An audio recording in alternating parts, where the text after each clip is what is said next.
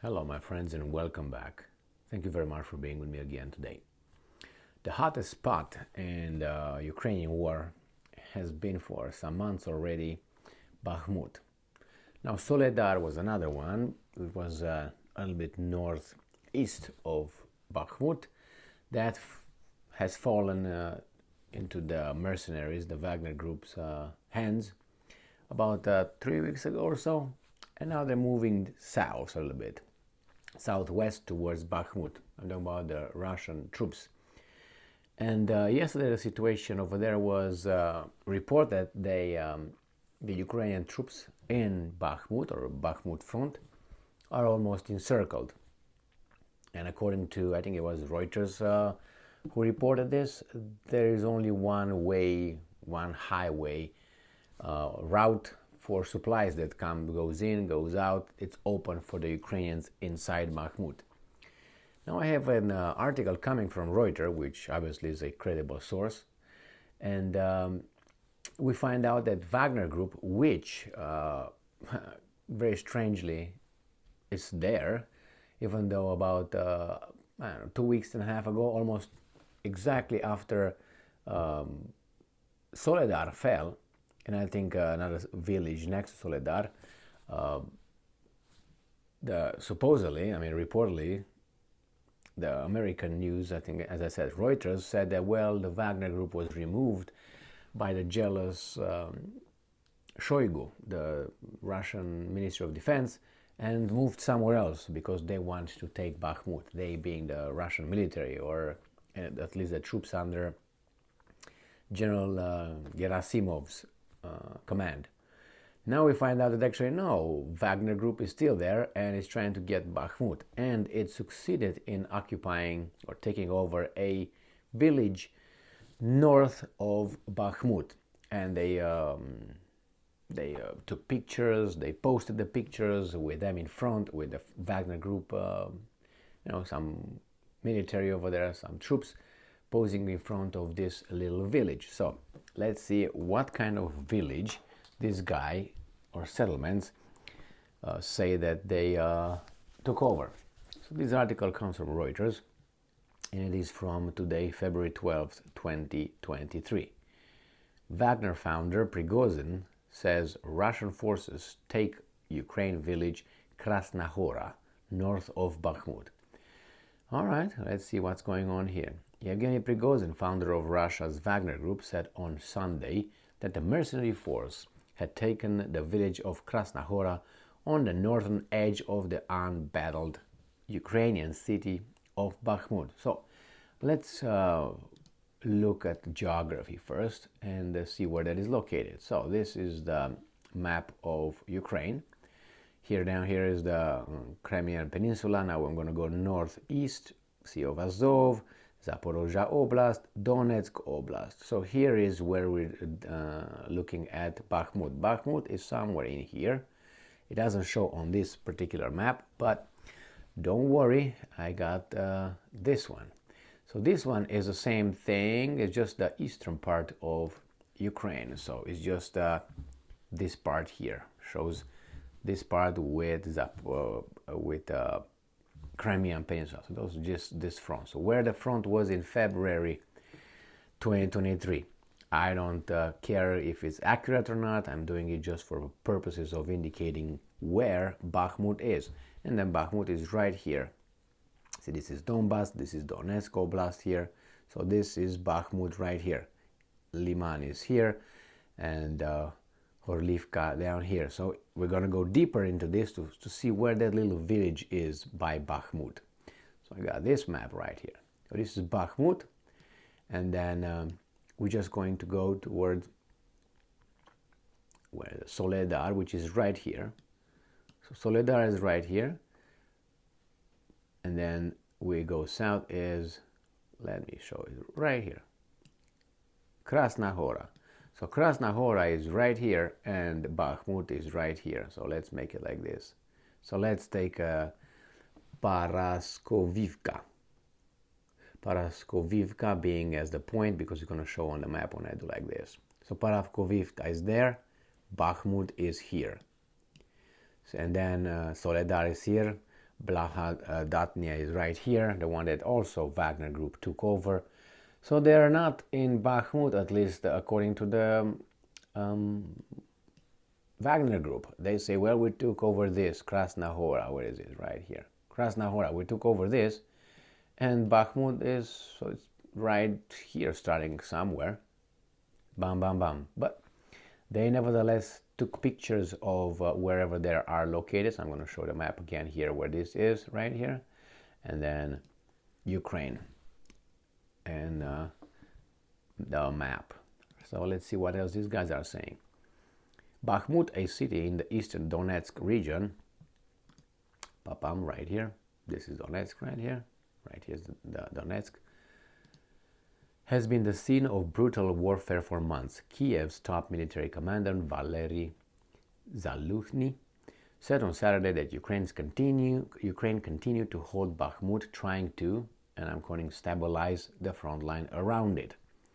In an audio message published by his press service on the messaging app Telegram, Prigozhin is the chief of the Wagner Group, said, and I'm quoting, today the settlement of Krasna Hora was taken by the assault troops of the Wagner private military company, end quote. Prigozhin also published a short video apparently showing Wagner fighters at the entrance sign to Krasna Hora, which had a pre-war population of 600 people. I saw the picture, and that's what it says. Reuters could not independently verify that the village had been taken. The Wagner Group, a once secretive mercenary force that fought for Moscow's allies in Africa and Middle East, has for months spearheaded the assault on Bakhmut, making small but steady gains. In his audio message, Prigozhin also said that only Wagner groups are fighting within, and I'm quoting, a radius of give or take 50 kilometers. Oh my, let's go, 50 kilometers here. So we have, this is 20 kilometers here. I don't know if you see it on the bottom right here. The scale is 2 kilometers. Let me make it bigger. Like this. So Krasna Hora, this is 1 kilometer right here. And make it double, so it's from here to the end. So this is the radius. From here, radius 2 kilometers is like this, right here. That is the radius where Wagner Group is fighting. Only Wagner Group. Right? Let's see what it says. Troops are fighting within a radius of give or take, 50 kilometers. What am I talking about? Jesus Christ. Losing my mind, 50 kilometers. Let's do it to 50. All right, so this is, oh my. Things change, right? So let's make it like this. No, like this. This is 10 kilometers this. So 50 kilometers would be from the end to, let's say, where my hand is right here. My little cursor. With 5 times 10, right? So from here, let's say from here to here, this is a radius.